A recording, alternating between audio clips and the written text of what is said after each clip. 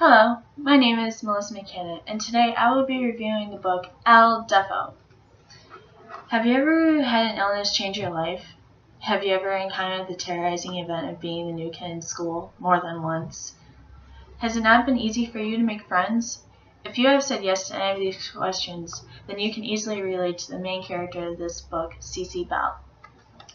Cece has meningitis at age 4, and because of that, she loses her hearing. All throughout the book, she has to adjust her living style and overcome obstacles in her life because she is deaf. Throughout her journey in school, she is discriminated against because she is deaf and deals with people that just don't understand what being deaf is. Through the good times and the bad times, she can only rely on one person, and that is Deafo. One quote that I really liked was from the author notes, and it reads, "I was a deaf kid, surrounded by kids who could hear. I felt different, and in my mind, being different was not a good thing. I secretly and openly believed that my deafness in making me so different was a disability, and I was ashamed.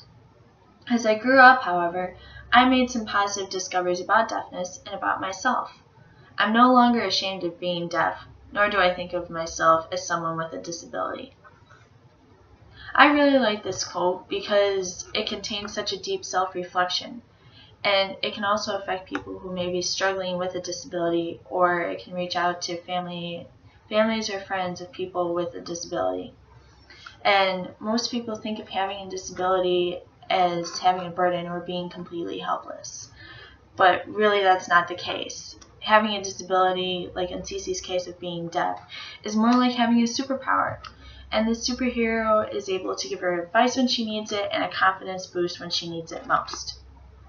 I think this is a quality book because of its ability to reach out to all readers in more ways than one. It's not like reading a book because it's a graphic novel, and I think all readers would enjoy reading this book because it's easy to read and understand. Without the text, the pictures could easily display the plot of the story. The writer chooses to use a style in which he uses cartoons so that the children would enjoy reading and looking at the pictures. The vivid colors used in this book for the focal points harmoniously complement the backgrounds used in these illustrations. I really liked how this book portrayed the beginning of a journey of a girl who was deaf during the most difficult times in her life.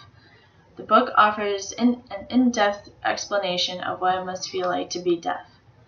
It also implements some elements of deaf culture, like American Sign Language, and the ongoing debate of having a hearing aid and still being deaf, or not having a hearing aid and being proud to be deaf.